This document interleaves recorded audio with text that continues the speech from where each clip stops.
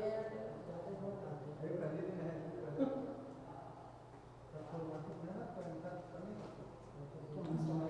morning to everyone. So here we are with another chapter of your Vista Supplementary Reader of class 12. Welcome to the class. So today we are going to deal with the lesson Evans tries an O level. Okay, so you might be having your textbook, and if you see that it is in the form of a drama, but it's not just the in a conversation type. In between the narration also is going on. Okay, and Evan tries an O level. It is written by Norman Colin Dexter. Okay, it is written by Norman Dexter or Colin Dexter.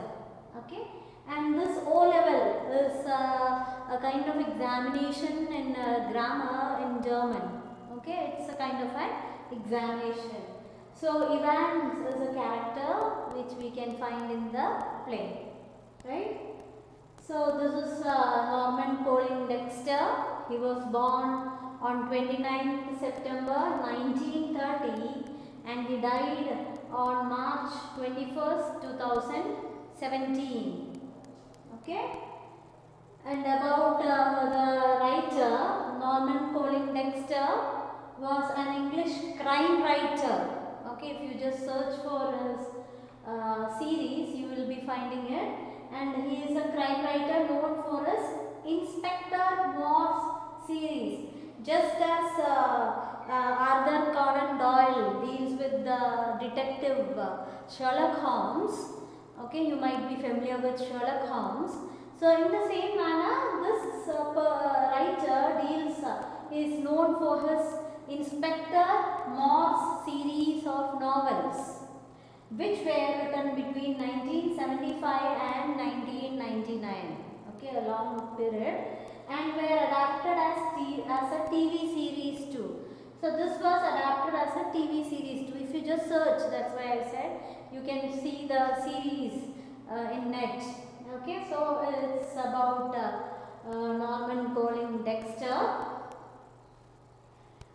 So just giving a brief introduction about the lesson, you can know that the story Evan tries an O level is about a cunning prisoner, and his name is Evans, who makes a plan to escape from the prison on the day of his German language O level exam. As I said, O level is an examination in German language.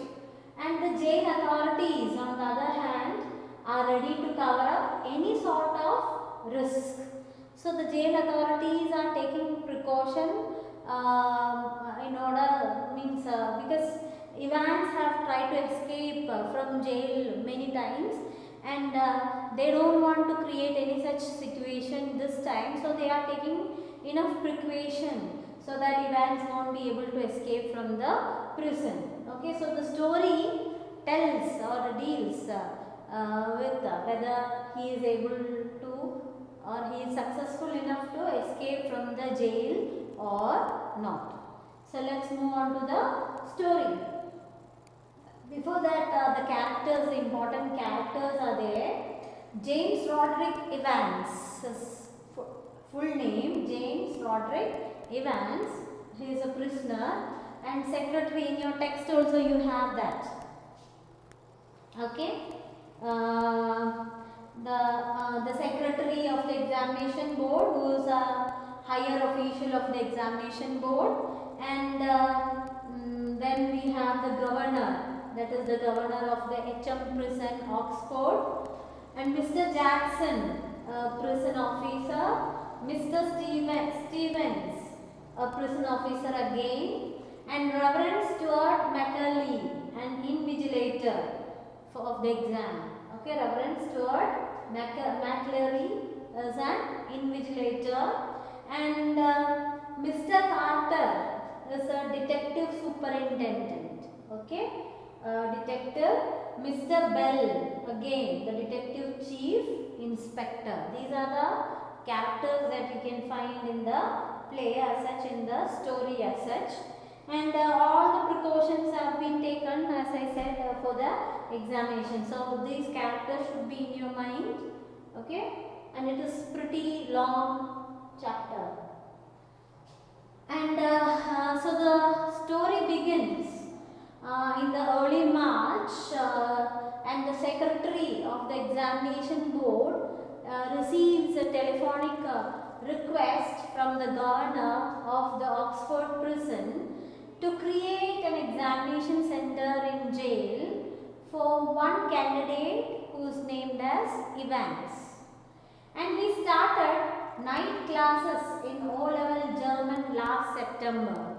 Okay, so he had been preparing for that examination, and he was the only one in the class.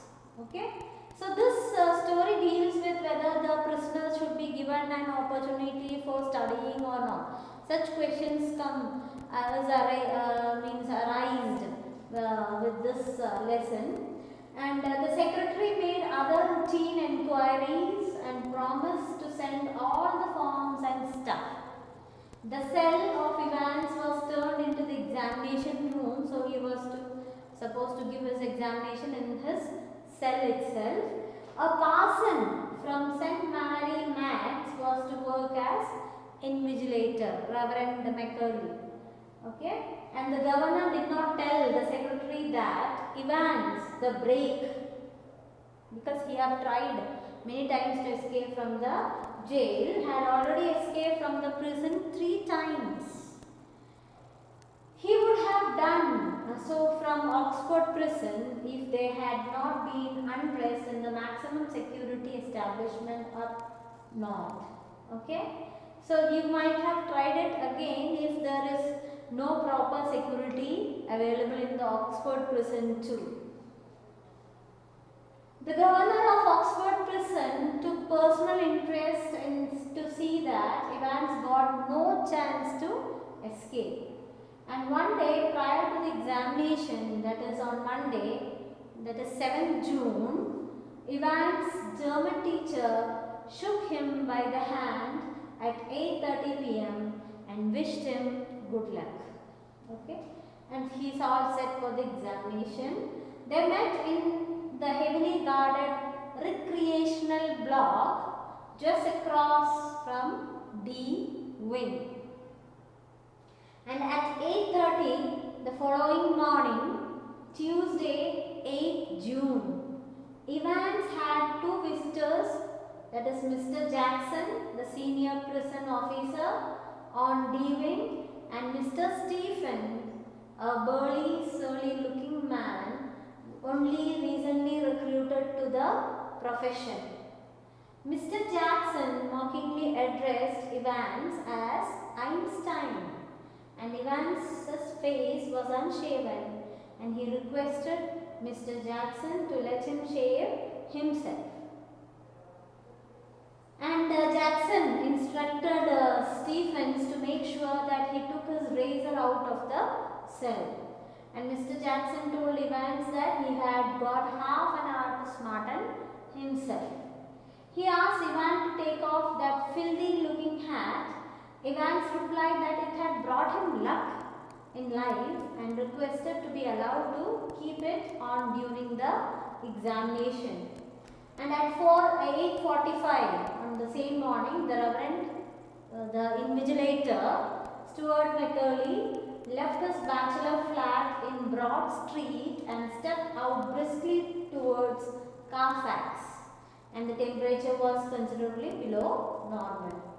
A long black overcoat and a shallow crowned clerical hat provided welcome protection from the sturdy drizzle, so he was dressed like that, and which spattered the thick lenses of his, but it just is about his attire that he was wearing. In his right hand, he was carrying a small brown suitcase which contained all that he would need for his morning duties. So he was carrying a lot of things along with him, and the duration of the examination was 2 hours, and which was scheduled to start at 9:15 a.m. and 2 square tables were arranged in the cell to opposite direction, and 2 hard chairs were also placed in front of the tables. And Jackson told Evans that the governor himself was going to listen in. And Jackson would be watching him like a hawk. Hawk is a bird, so it keeps on watching. He is on watch. And he asked Evans to keep his nose clean. Evans nodded. He had his number 2 handkerchiefs lying ready on the bunk. Just before leaving the cell, Jackson wished Evans good luck. So he all set to write the examination. In the little lodge just inside the prison's main gates, the Reverend S.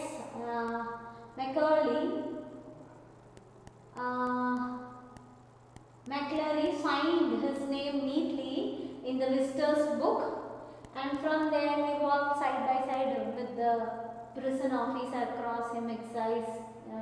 He was taken to D wing, and he was greeted by Jackson, and the door was opened and it was locked once the invigilator got inside, and the same was done to the heavy inner door too, and McCurley was now to be looked after by Stephens.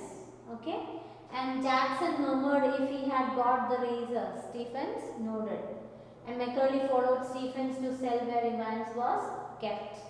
And Stephens opened the peephole, the door was closed, but the small window like peephole, and found Evans completely engrossed in a textbook of elementary German grammar. He was preparing. And Stephens took the key from the X-ring and the cell lock opened, and at 9:10 a.m. the governor instructed Jackson to tell Evans the temporary little precaution. And the governor thought that Evans might try to take advantage of McCleary. Evans had been got rid of any potential weapon, so he didn't have any kind of weapon with him. And what about the innocent McCurley? He might bring a jackknife. Okay, Evans might hold him and hostage with it. The governor phoned Jackson, who lightly frisked McCleary's clothes, means just checking up. Then he searched the contents in the suitcase. He was puzzled to find, so what are the contents that he was, this question is asked again and again. Okay, what are the contents that can be found in the suitcase of McCleary? Okay, and he find a semi-flattened rubber ring. Okay, and he explained that he suffered from hemorrhoids, which means a swollen vein or a group of veins, which he sat down for a long time. So that rubber ring, in which he, because of his problem, he sat down, used to sit down on that rubber ring. And then he found a paper knife at the bottom of the case. Very politely, the paper knife was taken away from him. And the examination started a bit late, and the governor heard the voices of the invigilator and the examinee, both Evans and the invigilator. And it was 9:20 now, and Evans objected the presence. So the Stephens was standing there. So Evans said that your presence is quite disturbing for me. I can't concentrate. And the governor ordered Jackson to get Stephens out of the cell. Okay. And then the examination began at 9:25, and there was great calm. At 9:40 a.m. the examination board rang through. An assistant secretary informed the governor that there was a correction slip, which the dealing hand had forgotten to place in the examination package. So there is a correction slip. Somebody brought them, and the governor put him straight through to Mr. Jackson in the wing. And meanwhile he checked whether the phone call was fake or some signal or secret message. So he just, governor wanted to check whether the phone call saying that there is a correction slip was a fake one, or whether it was a kind of a signal or a secret message that is being passed to Evans. He dialed the number of the examination board, but heard only staccato bleeps of the line engaged. And 2 minutes later, the governor heard some whispered communication in the cell. McCleary was dictating the correction. The governor had taken German in the 6th form. He remembered all about the agreements of Algiers. So the governor also knew the German, so he knew that. Then he received a phone from the magistrate's court. They needed a prison van and a couple of prison officers for a remand case. For the first quarter of an hour, Stephens had difficulty, peered through the peephole at intervals of 1 minute or so, and after that every 2 minutes, and it was 10:45 now and everything was still all right. Everything was perfect, going on smoothly. And Evans, with his pen between his lips, sat staring straight in front of him towards the door, seeking some inspiration from somewhere, and opposite him sat the invigilator. His hair amateurishly clipped pretty closely to the scalp. Okay, it was clipped very closely to the, it looked something odd. And at 10:50 a.m., the receiver made a short sharp sound, and the governor realized that he had almost forgotten events for a few minutes. So just startled him. Oh my God, what about Evans? Okay. And Evans was asking if he could put a blanket round his shoulder, as it was a bit chilly inside there. And McClary told Evans to be quick about it. So he covered a blanket. Evans put a blanket over him. At 10:51 a.m., Stephens was surprised to see a grey blanket draped around Evans' shoulders. He frowned slightly and he looked at the examining more closely. So at 11:20 a.m., the receiver once more disturbed the silence of the governor's office. McClary informed Evans that only 5 minutes remained of the examination. It was almost over now, but something still gnawed very quietly in the governor's mind. He reached for the phone once again. At 11:22 a.m., Jackson shouted along the corridor to Stephens. The governor wanted to speak with him. Stephens picked up the phone and listened to the rapidly spoken orders. And Stephen himself was to accompany McClary to the main prison gates. He was to make absolutely sure that the door was locked on Evans after McClary left the cell. So the examination was over. So McClary has to be taken to the gate. Stephen should accompany McClary to the gate, and it should be made sure that after once McClary comes out, the door is closed or locked behind Evans in his cell. And at 11:25 a.m., the governor heard the final exchanges. He heard the door clang for the last time. The examination was over. Stephen walked beside McClary towards the gate. Okay, his long black overcoat encouraged the illusion that he had suddenly grown slimmer. There was slight change. The long overcoat seemed that he looked slimmer than before. Stephens felt pleased that the governor had asked him and not Jackson to see McClary off the premises, and the morning had gone pretty well. So Stephen was all happy because governor had asked him to accompany McClary to the gate, and everything was fine on that morning. He re-entered the D-wing and opened the peephole of Evans' cell. Now we can find that. He saw a man sprawled in Evans' chair.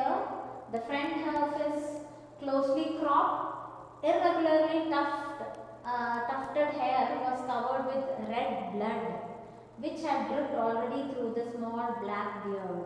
Okay, so there is something has happened in the cell. It was now spreading over the white clerical collar and down into the black clerical front. Stephen shouted wildly for Jackson. The words penetrated McClary's ear. He felt his handkerchief and held it to his bleeding head. He gave a low moan and tried to speak, but his voice became gradually quieter and then stopped. Police and ambulance was called. McClary slowly raised himself. He found the German question paper on the table. He told Jackson to get the governor. He claimed to know escaped. They come to the conclusion that Evans had escaped, hurting McClurry inside the cell. Okay, almost immediately the sirens were sounded and whole prison machinery went into action. Jackson and Stephen supported McClurry on the either side, and they met the governor in the prison yard. McClurry drew the governor's attention to the German question paper. A photocopied sheet has been superimposed on over its last page. Originally it was blank. The German text was translated, so something was written in German and it translated, and it made an interesting reading. It contained the plan of action. Okay, how to escape. A police car came to the doors of the prison. Detective Superintendent Carter came out and greeted the governor. Before the governor could explain anything, McClurry told the officer to go to Elsfield Way where Evans had gone.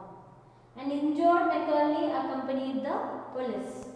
The governor read the last portion of the German text from Elsfield Way Drive to Headington roundabout, and the governor was angry at Jackson and Stevens, and Evans had managed to conceal not only a false beard, a pair of spectacles, a dog collar, and all the rest of his clerical paraphernalia. Paraphernalia means things, the stuffs. And he had also a weapon with which he hit McClurry across the head.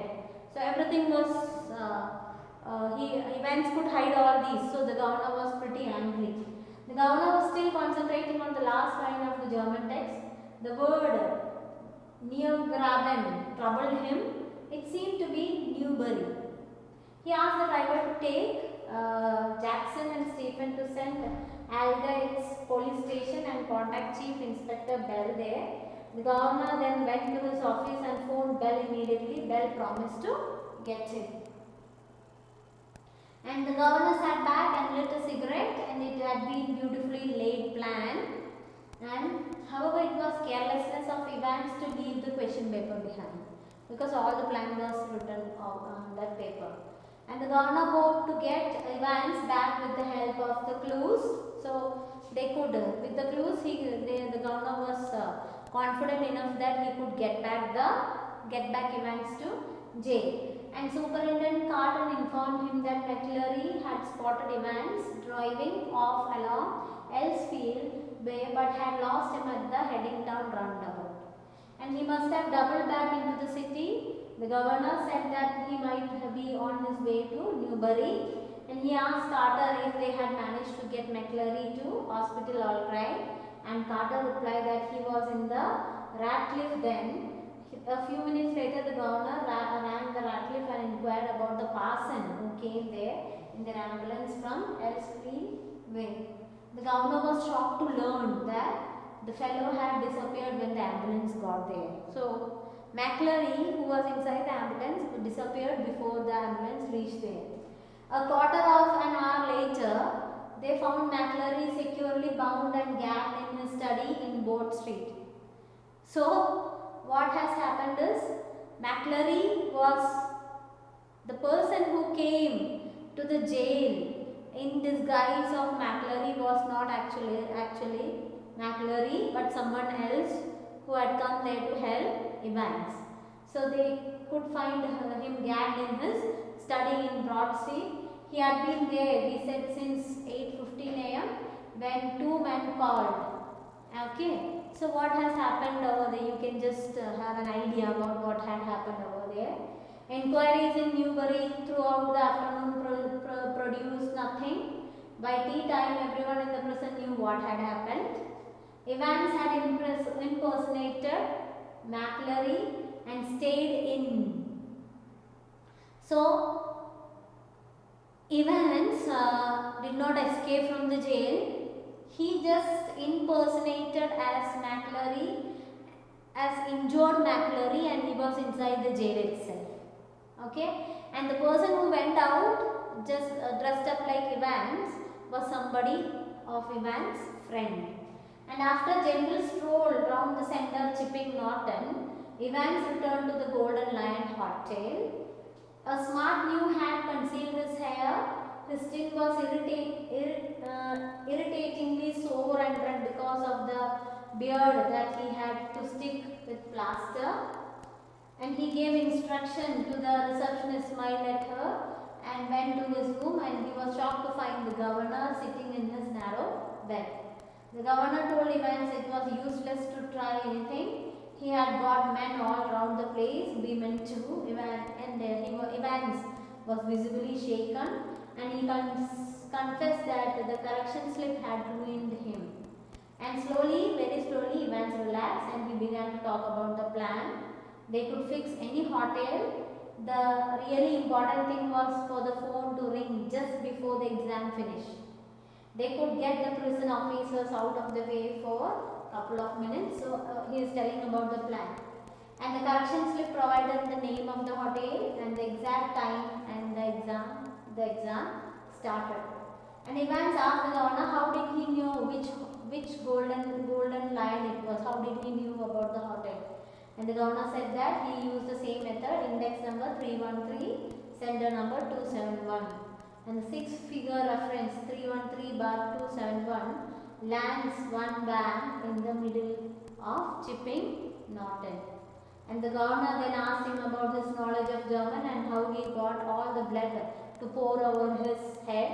And Evans explained how they had used a little rubber ring for piles for it. Okay, so the blood was carried inside the rubber ring. And they used the pig's blood and mixed 3.8% of trisodium citrate to stop it clotting. Okay, so these are the plans that Evans had made, and the governor was astonished, full of admiration, because all the plan was superb. And they walked down the stairs, and Evans said that he had many friends, though he had no visitors or letters. He had always had his German teacher. And the governor said he was from the technical college. Evans seemed to enjoy all this. He asked if he had checked it. The receptionist told the governor that the van was outside. A silent prison officer handcuffed the recaptured Evans. Then 2 men sat on the back seat of the prison van. Evans said O-level Italian classes were coming up on the next September. The governor said that perhaps he might not be with them, and Ivan pondered over it and thought that he wouldn't. As the prison van turned right from the Chipping Norton onto the Oxford Road, the silent police officer unlocked the handcuffs. He leaned towards the driver and asked him to move on fast. The driver inquired in the broad Scots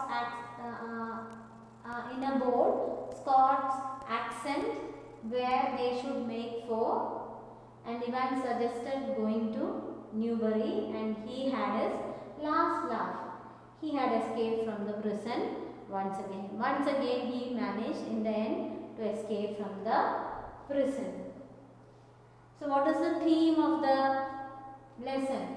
It depicts the clash of wit between, wit means knowledge, between a criminal and a law enforcing authorities, in which the prisoner Evans befools the jail authorities and manages to escape from the prison.